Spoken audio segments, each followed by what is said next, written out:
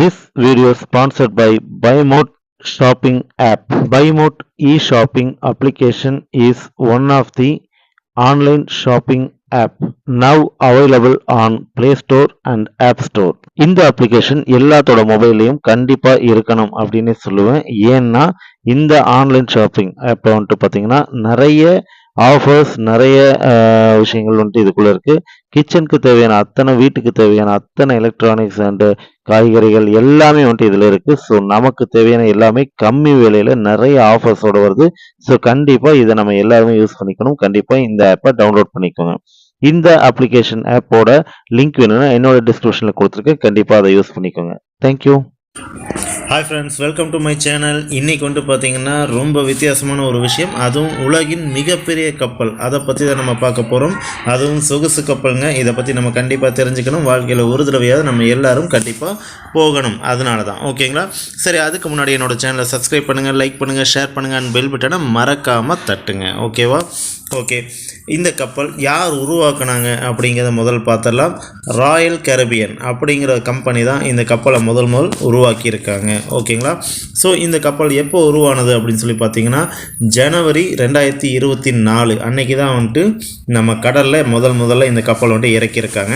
இந்த கப்பலோட சிறப்பு அம்சங்கள் என்ன அப்படின்னு சொல்லி முதல்ல பார்ப்போம்.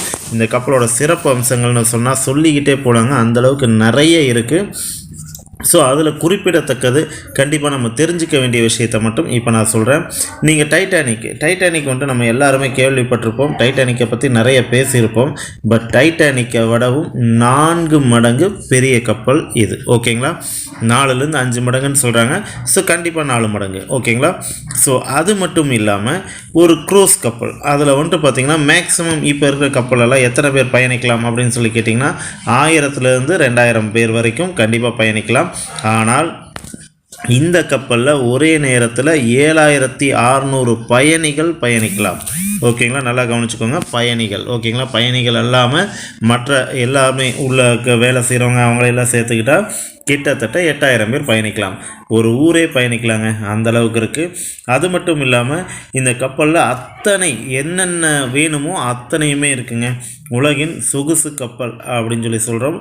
அது மட்டும் இல்லாமல் உலகின் மிகப்பெரிய கப்பல் அப்படின்னு சொல்கிறோம். இன்னும் சொல்லப்போனால் இந்த மாதிரி கப்பல் இதுதான் முதல் முறை. இதுக்கு அடுத்து இது வரைக்கும் வேறு எந்த கப்பலும் வரலை. அந்த கப்பலோட படம் தான் மேலே இருக்குது தமிழ்ல. கண்டிப்பாக எல்லோரும் பார்த்து தெரிஞ்சுக்கோங்க. இன்னும் இந்த மாதிரி சுவாரஸ்யமான விஷயங்களை நீங்கள் தெரிஞ்சுக்கணும் அப்படின்னு சொல்லி ஆசைப்பட்டீங்கன்னா என்னோடய சேனலை சப்ஸ்கிரைப் பண்ணுங்கள், லைக் பண்ணுங்கள், ஷேர் பண்ணுங்கள் அண்ட் பெல் பட்டனை மறக்காமல் தட்டுங்க. இந்த கப்பலை பற்றி உங்களுக்கு வேறு ஏதாவது விஷயங்கள் புதுசாக தெரியும் அப்படின்னா மறக்காமல் என்னோடய கமெண்ட் பாக்ஸில் கமெண்ட் பண்ணுங்கள். தேங்க்யூ.